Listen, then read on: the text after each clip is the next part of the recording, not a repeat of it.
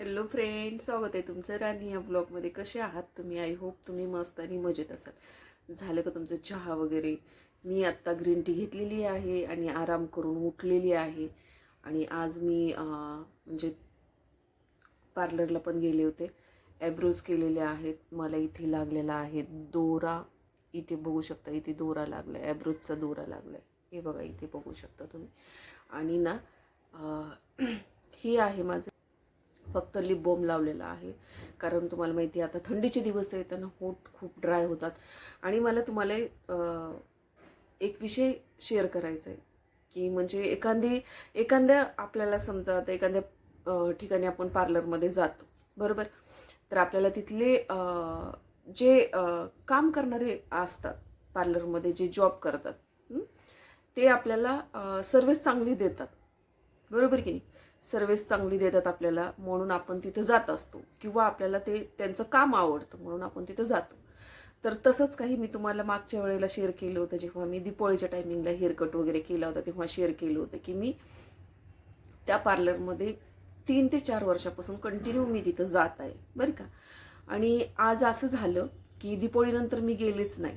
दीपावलीनंतर मला वेळ भेटला नाही, त्यामुळे मी दीपावलीनंतर गेलेच नाही. आणि डिसेंबरमध्ये मला जायचं, तर मी असा विचार केला की यार आता पुढच्याच महिन्यात संक्रांत आहे, संक्रांतीच्या वेळेला करता येईल, म्हणून मी ते टाळलं आणि मी आज गेले होते. आज पार्लरमध्ये गेले होते आणि पार्लरमध्ये गेल्याच्या नंतर मला समजलं की तिथले जी हे आहेत, जॉब करणारे आहेत, ते बदललेत. तरी पण मला ती नवीन दिसल्याच्या नंतर मी त्यांना बोलले होते, बरं का. पहिलंच बोलले की तुम्ही त्या मुली नाही आहेत का, किंवा तुम्ही व्यवस्थित कराल का, आणि तुम्ही कारण मी तुमच्याकडनं फर्स्ट टाइमच करणार आहे. आणि मेन म्हणजे मी एवढ्या लांबून येते तुमच्याकडे, तर मी इथं येण्याचं रिझन एकमेव आहे, ॲब्रोजमुळं मी जास्त येते. कारण ॲब्रोज मला हव्या तशा होतात, सेप बिघडत नाही. आणि म्हणून मी येते. आणि माझी स्किन ना ही सेन्सिटिव्ह आहे आणि अशी खूप त्रास होतो मला ॲब्रोज करताना. म्हणजे काय होतं माहिती आहे का, ती स्किन अशी लाल होते आणि मला शिंका येतात. हे अक्षरशः तुम्हाला दिसत असेल, ही सगळं असं दोरे लागलेले आहेत मला. म्हणजे दोऱ्यांचे निशाण उमटले होते, आत्ता तरी कमी झालेत ह्या डोळ्याचे. आणि अक्षरशः मला असं लाल लाल लाल बुंद झालं होतं माझं, ही पूर्ण ॲब्रोज इथून. आणि मी त्या लेडीजला बोलले पण. मी तुम्हाला बसण्याच्या पहिलंच विचारलं होतं की तुम्हाला येते का, तुम्ही व्यवस्थित कराल का? तरी पण म्हटलं तुम्ही माझे ॲब्रोज बिघडवल्यात. म्हणजे तिनं काय केलं माहिती आहे का, मी तिला बसताना सांगितलं होतं, कारण मला माहिती नव्हतं ही कशी करणार आहे. कारण मी फर्स्ट टाइमच तिच्याकडून ॲब्रोज करणार होते, म्हणून मग बिघडायला नको म्हणून मी तिला फक्त बसताना सांगितलं की मला ब्रॉड लागतात, ब्रॉड पाहिजेत. आणि फक्त ना तू खालूनच्या साईडने आणि वरच्या साईडने क्लीन कर, बाकी सेप दे आणि क्लीन कर, बाकी तू कुठंच ॲब्रोजला हात लावू नको, मी असं सांगितलं. तरी पण तिनं, तुम्हाला बघा, माझ्या ॲब्रोज वरती नेल्यात, तिनं कोरलेत अक्षरशः. खालच्या साईडनं खूप जास्ती वरती घेऊन गेली दोन्ही ॲब्रोज, बघा. म्हणजे माझ्या रेग्युलर असतात त्या कशा असतात, आणि ह्या बघा. अक्षरशः इतकं विचित्र वाटायला लागले मला ते, की ॲब्रोज वरच्या साईडनं काही जास्त केलं नाही, क्लीन केलं, परंतु खालच्या साईडनं तिने इतक्या वरती घेऊन गेली की माझा पूर्णही झाले. म्हणजे मला खूप राग आला आणि मी तिला तिथं बडबड पण केली. म्हटलं मी तुम्हाला बसण्याच्या पहिलं म्हटलं होतं, तुम्ही म्हणायचं होतं की तुम्हाला नाही वाटत की मी नवीन आहे आणि व्यवस्थित नाही करणार तर नका करू. मी नसतं केलं म्हटलं. तुम्ही काय म्हटलं, बसा मी करते असं तसं, आणि हे काय केलंय म्हटलं. एकतर मला त्रास पण खूप झाला, कारण दोरा लागला, मला शिंका वगैरे परेशान झाले. ही ॲब्रोज पूर्ण लाल लाल लाल लाल झाली होती, सगळे दोरेचे निशाण उमटले होते. आणि ॲब्रोज एवढ्या वरती पॉइंट नेलेत तिनं माझे ॲब्रोजचे. असे नाही आहे माझे ॲब्रोज. म्हणजे मी ॲब्रोज जी करते ना, अशा नाही आहेत. जे मला लोक बघत असेल त्यांना नक्कीच माहिती आहे माझ्या ॲब्रोजची म्हणजे कशा सेप होता आणि आज कसा आहे. तर असं करून ठेवलंय. मला इतका राग आला आणि मी तिला बडबड पण केली कारण ना, बाकीचं कुठली गोष्ट असते, हेअरकट असता, वॅक्स पण केले मी, त्याचं काही प्रॉब्लेम असता तर मी समजून घेतलं असतं. परंतु ॲब्रोज ही आपल्या चेहऱ्याचा मेन पॉईंट असतो, जो आपल्या चेहऱ्याला लुक देतो, बरोबर की नाही? आणि जर तोच जर बिघडला तर चेहरा अजिबात छान वाटत नाही. वैयक्तिक स्वतःला, बाकीच्यांना बघणाऱ्याला कसा वाटतो. ती म्हणती छान झाल्यात, मला तर छान वाटते. तुला छान वाटायचं काय? मी तिला माझे परत फोटो पण दाखवले. म्हटलं हे बघ, दिवाळीच्या टायमिंगला माझा फोटो, ज्या वेळेला दिवाळीच्या टायमिंगला मी ॲब्रोज केले होते तेव्हाचा फोटो बघ म्हटलं, आणि आत्ताचा फोटो, तू ॲब्रोज केलेला फोटो बघ. फोटो बघितला तरी पण ती म्हणती की तुम्हाला हे तरी पण छान वाटतंय. म्हणजे तुझी चूक झाली आहे, सॉरी म्हणते. हां ठीक आहे, तुझी सॉरी मी ॲक्सेप्ट करते, परंतु मला 2 महिने हे असंच घेऊन फिरावं लागेल? बरोबर की नाही? तुम्हाला काय वाटतं फ्रेंड्स, माझ्या ॲब्रोज वरती गेलेत का नाही नक्की सांगा. खूप वरती नेलेत तिनं. एवढ्या वरती नाही आहेत, कारण एवढ्या कोरल्या तिनं, म्हणजे की बस. आणि मला खूप त्रास पण झाला. मला सांगायचा मुद्दा एकच आहे, जर तुम्ही एखाद्या ठिकाणी जाता आणि तिथे सर्व्हिस देणारे जर चेंज झालेले असतील, नवीन असतील, तर प्लीज ॲब्रोजला हात लावू देऊ नका. कारण सांगता येत नाही आपल्याला किती कसे करतात, कसे नाही करत. त्या त्या लेडीजला मी येताना शेवट म्हणून पण आलेली, तुमच्या मॅडमचा नंबर आहे म्हटलं माझ्याकडे, आणि मी त्यांना फोन करून तर तुमची कंप्लेंट करणारच आहे, कारण तुम्ही चुकीचे केले. मी तुम्हाला पहिलंच विचारलं होतं, बसतानाच सांगितलं पण होतं मला कसं पाहिजे एक्झॅक्टली, आणि मी सगळं हे करूनही केलं होतं. असं पण नाहीये की मी गेले बसले ना अनोळखी व्यक्तीला काहीच बोलले नाही, तिच्याकडनं ॲब्रोज करून आले म्हणून मी बोलती बरं का. तरी पण तिनं सॉरी, जाऊ द्या. मी म्हटलं मी आता यापुढे इथं येणार नाहीये ह्या पार्लरमध्ये, आता मला दुसरं पार्लर शोधावे लागेल. आणि दुसरा मुद्दा, ती मला 2-3 वेळा सॉरी म्हटली म्हणून मी गप्प बसले, नाही तर माझ्याकडे जी ती ओनर आहे, त्या ब्रँचची ओनर आहे ना, तिचा माझ्याकडे कॉन्टॅक्ट नंबर आहे, आणि मी तिच्याबद्दल कंप्लेंट करू शकते. बरोबर की नाही? कारण मला त्रास बी झाला आणि माझ्या ॲब्रोज बिघडवून ठेवल्या, म्हणून मी हे करू शकत होते. परंतु मी पण एक विचार केला की यार चला जाऊ द्या, माणूस आहे आणि माणसाकडनं चूक होते, तो विषय वेगळा. परंतु जर आपल्याला एखादी गोष्ट येत नाही तर आपण ते नाही करावी, मला वैयक्तिक असं वाटतं. बरोबर की नाही? आणि जर तुम्हाला काही गोष्टी नाही ही होते तर म्हणजे ते लोक पण, जे लोक ठेवतात, असे लोक ठेवतात, त्यांना त्यांचे ट्रायल घ्यायला पाहिजे. त्यांना काम कितपत येतं, काय येत नाही हे बघायला पाहिजे. पहिलेचा स्टाफ एवढा सुंदर होता, मुली एवढ्या छान होत्या, मी तुम्हाला सांगितलं पण, त्या बोलायच्या पण कशा. ते बोलण्याचं वगैरे ते सोडून द्या, तो विषय नाही, पण काम पण कामच राहायचं त्यांचं. म्हणजे कसं, जसं सांगितलंय ना आपण तसंच करत होत्या ते, आणि ते एकदम परफेक्ट झालेले, आणि हात पूर्ण साफ झालेले होते त्यांचे. आणि मी माझ्यापासून जवळजवळ, तुम्हाला खोटं नाही बोलत, मला जर आता गाडी नसते ना तर मला ॲटोनी जावं लागतं, तर माझ्यापासून कमीत कमी मला अर्धा तास लागतो जायला. तरी सुद्धा मी माझ्या जवळचे, म्हणजे मी ना रोड क्रॉस केला कीच मला पार्लर आहेत. रोड क्रॉस केल्याच्या नंतर जवळजवळ 10 ते 12 पार्लर आहेत, जे थोड्या थोड्या अंतरावरती आहेत. म्हणजे 5 मिनिटाच्या, 10 मिनिटाच्या पायी जाऊन सुद्धा. तरी पण मी तिथं न जाता तेवढ्या लांब का जायचे, की फक्त आणि फक्त मला तिथं ॲब्रोज खूप छान केल्या जातात, हेअर कट्स खूप छान केला जातो, म्हणजे खूप छान तिथं सर्व्हिस असायची. परंतु आता जो स्टाफ बदललाय त्यांनी, खूप भयानक परिस्थिती आहे. म्हणजे अजिबात कामं येत नाहीत अशा स्टाफला ठेवलेलं आहे. तर हे कुठंतरी चुकीचं आहे. आणि आपण कुठेही जातो आणि बसतो तर ते बाकीची कामं केली तर ठीक आहे, ॲब्रोजला नाही. कारण ॲब्रोज ही ला प्रेझेंट करतात, म्हणजे तुमचा चेहरा हे करतात. तर थोडंसं आपण नवीन ठिकाणी जातो, त्या ठिकाणी गेल्याच्या नंतर सुद्धा मी लवकर ॲब्रोजला हात लावू देत नाही. परंतु इथं मला असं वाटलं की एवढं प्रोफेशनल पार्लर आहे आणि ह्यांच्या ब्रँच आहेत, बऱ्याच एरियाला ह्यांच्या ब्रँच आहेत, ही मला वैयक्तिक माहिती. म्हणून मी त्या ठिकाणी जात होते की नाही, इथं चांगले स्टाफ भरलेला असतो आणि परफेक्टच असणारे स्टाफ भरलेला असतो. म्हणून मी एवढ्या लांबून तिथं जायची सर्व्हिस घ्यायला. माझं कुठं काही चुकलं सांगा तुम्ही? ह्यांनी खूप चुकीची, आता सध्या जे स्टाफ भरलेला आहे तो खूप चुकीचा आहे. त्यामुळे ज्यांना म्हणजे नाही का असं ॲब्रोज करू नये, माझं तर असं मत आहे. तुम्हाला काय वाटतं नक्की सांगा. हे माझा स्वतःचा अनुभव आहे आजचा, आणि मेन म्हणजे मी संक्रांतीसाठी करायचंय म्हणून मी केले, आणि झालंय सगळं वेगळंच. बस बघा ना, तुम्ही पण बघा ना किती वर दिसत आहेत माझे ॲब्रोज.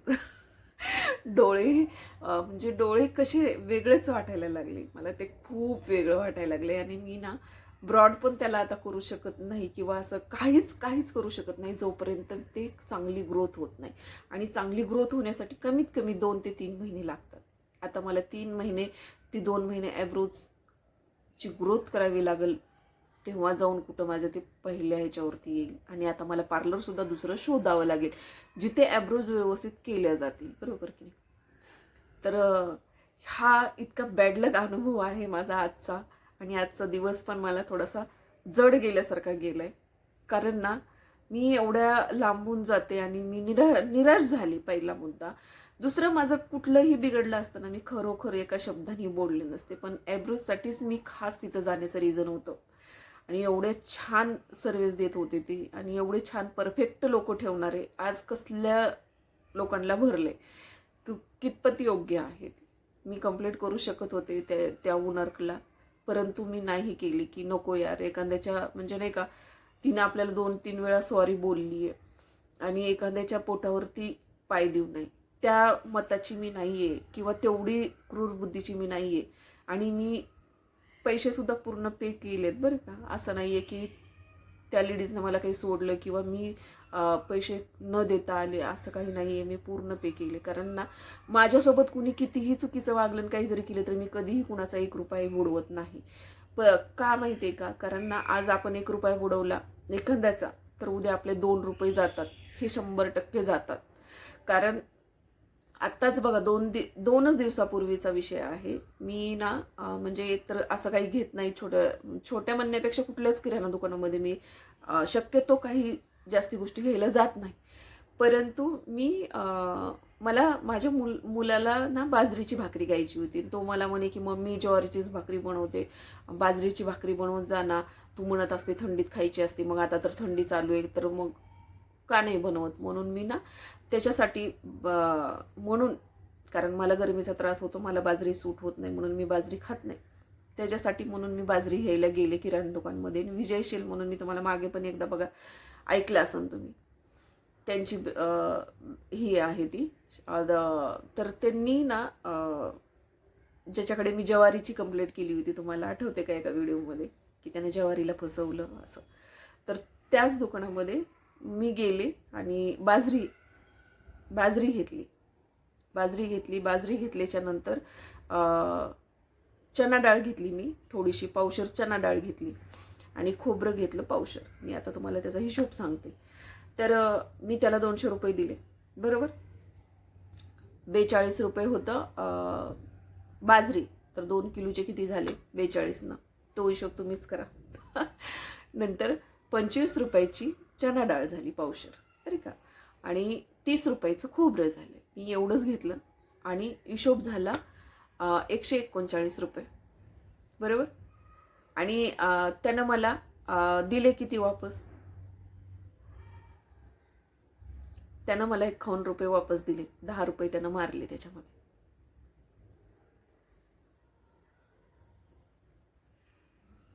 ₹10 मारले. आणि त्याच्या मी पण बघितलं नाहीये, मला असं वाटलं की 50च्या नोटीमध्ये त्यांनी ते पैसे घातलेले आहेत, म्हणून मी पण चेक नाही केली. 50 आणि वरती 1 रुपया वगैरे होता, मी तसंच टाकले पर्समध्ये टाकले. मी घरी आल्याच्या नंतर फ्रेश वगैरे झाले, ती काढून ठेवलं, त्याच्यातलं खोबरं वगैरे सगळं काढून ठेवलं. पर्स मी ठेवण्याच्या आधी ते पैसे बघितले, त्याच्यामध्ये पैसे मला 51 रुपये भेटले. मग मला कुठंतरी वाटलं की यार 10 रुपये त्यानं मला कमी दिले, 10 रुपये कमी दिले. म्हटलं ठीक आहे, जाऊ दे, आता नको खाली जायला आणि परत सगळं आवरायला वेळ होईल, म्हणून मी गेले नाही. म्हटलं मुलगा आला की त्याला सांगता येईल. तो आल्याच्या नंतर फ्रेश वगैरे झाल्यावर बसल्याच्या नंतर मी त्याला म्हटलं उठ ना, म्हटलं खाली जा आणि त्या विजयवाल्याकडनं ना, म्हटलं किराणा दुकानवाल्याकडनं 10 रुपये घेऊन ये म्हटलं. तर तो म्हणे कशाचे. म्हटलं त्यानं मला फसवलं, मी आता एवढ्या वस्तू घेऊन आले आणि ह्याचे 139 रुपये झाले आणि त्यानं मला 10 रुपये कमी दिले. म्हटलं 51 रुपयेच दिले. तर तो म्हणे हा. म्हटलं हो. तर जाऊ दे, हे बघा, जाऊ दे सोडून, 10 रुपयेच तर आहेत, काय होतंय त्याला. मग मी त्याला म्हटलं ठीक आहे, 10 रुपये ह्या नालायक लोकांना नाही जाऊ द्यायचे. 10 रुपये कुणाला जाऊ द्यायचे, ज्याला भूक लागली आहे, आपण कुणाला तरी चहा पाजलाय आणि ताणलेल्याची ताण जाणली, भुकेल्याची भूक जाणली. तशा लोकांना दान करायचं असतं. म्हटलं ह्यांना नाही. जे लोक एका घासासाठी तरसतात त्यांना दान द्यायचं असतं. अशा लोकांना नाही, माजुऱ्यांना, जे जाणून बुजून फसवतात. ह्यानं फसवलंय. म्हटलं तू जा. नाही गेला आणि मला पण नाही जाऊ दिलं. जाऊ दे, 10 रुपये तर येत, मी देतो तुला 10 रुपये. बघा आता, म्हणजे ह्यानं 10 रुपये द्यावे म्हणून म्हणते का मी की ते चुकीच्या व्यक्तीकडे 10 रुपये माझे गेलेत आणि त्यानं माझी फसवणूक केली. बरोबर की नाही? भले लाखात 1 रुपया जरी असला तर ते लाख रुपये होत नाहीत. एक लक्षात घे म्हटलं तर. हे तर 10 आहेत, 10 रुपये आहेत आणि तू कमवतोय. आता तुला कळायला पाहिजे त्या कमवण्याच्या मागे किती मेहनत असते. चला, इतक्या दिवस मी समजत होते की तू कमवत नाहीये म्हणून तुला त्याची व्हॅल्यू नाही, पण आता स्वतः तरी काम करतोय पार्ट टाइम, मग तुला त्याची व्हॅल्यू पाहिजे का नाही? बरोबर की नाही? तर हे मला तुम्हाला अशा गोष्टी छोट्या छोट्या असतात ना, मला शेअर कराव्याशा वाटतात की ज्यांनी करून लोक असं करतात. आपण कधी कधी बघत नाही, असंच घेतो आणि टाकतो. तर पैसे चेक केल्याशिवाय घ्यायचे नाहीयेत. आणि दान त्याच ठिकाणी करायचं. मी करते, मला जिथं करायचंय तिथं. मी अशा फालतूक ठिकाणी दान नाही करत आणि सोडून नाही देत. दान आपण त्याच ठिकाणी करायचं ज्याला भुकेने किळवळतोय आणि तुमच्यासमोर हात पसरतोय 2 घासासाठी. त्या व्यक्तीला तुम्ही 10 काय 20 रुपये द्या, तर ते दान आहे. असं फालतूक लोकांना दिलेलं दान नाहीये. परंतु त्यांना ऐकलं नाही आणि मग ते दिलं मी पण सोडून. कारण कसं होतं मग की लई मम्मी भनभन करते असं मुलांच्या डोक्यामध्ये ही होते, म्हणून मग मी पण दिला परत विषय सोडून. पण मला तुम्हाला शेअर करायचा होता की असं लोक करतात आणि खरोखर करतात. तर कुठंतरी हे चुकीचं आहे आणि ह्या गोष्टी होऊ नयेत. या गोष्टीसाठी खूप काळजी घेणं गरजेचं असते. कारण आपण पैसे कमवतो, एक एक रुपया. तर खूपदा असं बऱ्याच गोष्टी अशा घडत असतात आपल्या आजूबाजूला आणि आपल्यासोबत सुद्धा. माझ्यासोबत तर घडतात. त्या ज्या घडतात तर मी तुमच्याशी नक्कीच शेअर करते आणि मला आवडतं बाबा तुमच्याशी शेअर करायला. बाकी कुणाला काही का वाटेना की आम्हाला का सांगते, मग आम्हाला का सांगते. अरे यार, मी तुम्हाला नाही सांगते. मी ज्यांना ऐकायचं आहे त्यांनाच सांगते किंवा जे बघतील त्यांनाच सांगते. मी तुम्हाला बाकीच्यांना म्हणजे असं नाही का कुणाला नावं घेऊन तर म्हणत नाही ना, ए आजा इकडे ये ते व्हिडिओ बघ, ए सत्या इकडे ये तो व्हिडिओ बघ, ए सत्या आज ही व्हिडिओ बघ, असं म्हणते का मी? नाही ना. समजने वाले को इशारा काफी. तर हे आहे माझा बिना फिल्टरवाला फेस, बिना मेकअपवाला, बिना फिल्टरवाला फेस. म्हणजे असं आहे. अशी दिसते माझी स्किन आणि फिल्टर लावल्याच्या नंतर खूप जास्ती ब्राईट दिसते. परंतु इथे थोडंसं म्हणजे काय व्हिडिओला छान क्लिअर दिसण्यासाठी वगैरे जे काही रूल्स असतात ते फॉलो करावे लागतात. म्हणून मला फिल्टर वगैरे कधीतरी लावते. आज मी तुम्हाला दाखवण्याचं रिझन, एकमेव रिझन आहे. आयफोनमधला पण एक व्हिडिओ आहे मी जो बिना फिल्टरवाला तुम्हाला अपलोड केलेला आहे मागे, ज्याच्यामध्ये मी तुम्हाला दिवाळीची साडी वगैरे दाखवत आहे. आणि त्याच्यानंतर मी आत्ता हा इथे दाखवत आहे की हा आहे माझा फेस, जिथे थोडेसे इथे असे हे आहेत, डाग आहेत. आणि आज तुम्हाला दिसत असेल हे डोळ्याखाली थोडंसं काळं काळंसं पडलंय. इथे नाकावरती अशी वांगसारखी रेष आहे आणि इथे डोळ्यापाशी इथे एक तीळ आहे माझा, तुम्हाला नक्कीच दिसत असेल इथे. तर असं खूप काही बोलायचं असतं मला आणि ते राहून जातं. आणि बोलता बोलता खूप काही तोंड वाकडं तिकडं करते, कुणाला आवडत नाही, डोळे फिरवते, कुणाला आवडत नाही. पण यार, माझी बोलण्याची पद्धत ती लहानपणापासूनची सवयी आहे. मी आता कशी काय बदलू शकते किंवा कसं काय माझ्यामध्ये असा चेंजेस होऊ शकतो, बरोबर की नाही? तर थोडंसं मला कुणाला स्पष्टीकरण द्यायची गरज नाही आहे. आणि आता मी पुढचा व्हिडिओ बघायला विसरू नका. त्याच्यामध्ये नक्कीच एक गोष्ट अशी शेअर करणार आहे जी खूप डोक्याबाहेरची आहे. डोक्याबाहेरचा विषय आहे तो. आणि जे माझ्यासोबत झाले ते कुणासोबत होऊ नये म्हणून मला तुम्हाला शेअर करायचे. तर चला, भेटूया पुढच्या ब्लॉगमध्ये. तोपर्यंत मस्त खा, स्वस्त राहा, आपापली काळजी घ्या. बाय.